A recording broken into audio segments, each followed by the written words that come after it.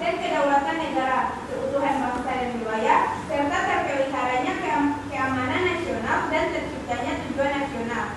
Yang berikut ada Undang-Undang Dasar 1945 sebagai landasan konstitusional pertahanan laut Nusantara harus berpedoman kepada amanat pembukaan dan pasal Undang-Undang 1945. Berikut ada wawasan Nusantara sebagai landasan visional, yang dimana pertahanan laut Nusantara disusun dengan mengacu kepada 6 konsep wawasan Nusantara, yaitu konsep pengembangan industri maritim dalam rangka menunjang standing di laut 19 persatuan kesatuan, bineka tunggal ika, kebangsaan negara, kebangsaan negara kepulauan dan geopolitik. Yang berikut ada keamanan maritim Indonesia. Lautan adalah sentral bagi Indonesia sebagai negara kepulauan terbesar di dunia. Indonesia memandang laut sebagai pemersatu pulau-pulau di Nusantara. Laut juga dipandang sebagai sumber kekayaan bangsa untuk pembangunan ekonomi. Di samping itu, laut juga dapat berperan sebagai medium pertahanan bangsa. Oleh sebab itu, penting bagi Indonesia untuk menjaga stabilitas dan keamanan maritim. Wilayah laut yang luas juga memberikan tantangan tersendiri bagi Indonesia. Laut Indonesia rawan terhadap tindakan-tindakan kejahatan, tindakan-tindakan seperti terorisme, pembajakan laut, perampokan bersenjata, penyelundupan obat-obat berbahaya, dan lain sebagainya, senantiasa menjadi pertahanan utama keamanan maritim Indonesia.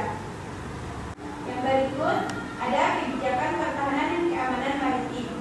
Yang pertama, pembangunan pertahanan dan keamanan laut yang tangguh melalui postur pertahanan kelautan Indonesia yang profesional dengan luas wilayah perairan dan wilayah yurisdiksi Indonesia, serta mampu menanggulangi ancaman dan gangguan dari dalam dan luar negeri, ikut berperan dalam membangun perdamaian dan keamanan kawasan.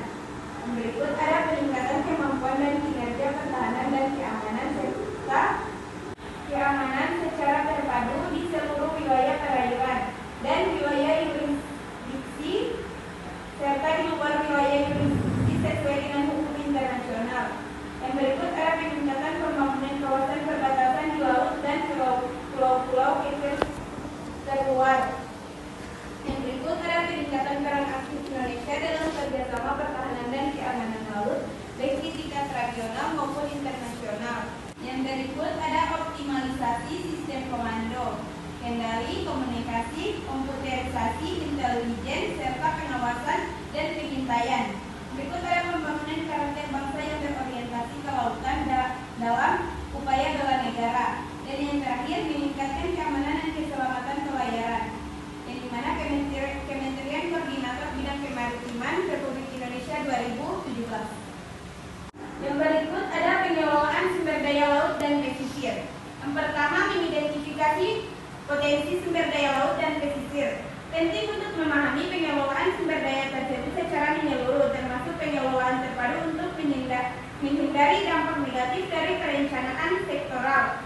Pengelolaan terpadu memungkinkan manfaat langsung bagi masyarakat seperti pelestarian terumbu karang yang meningkatkan sumber daya ikan dan nilai tambah, jasa lingkungan sebagai lokasi wisata bahari. Yang berikut ada kompetensi aturan kepribadian dan digital, di mana negara yang memiliki wilayah pesisir boleh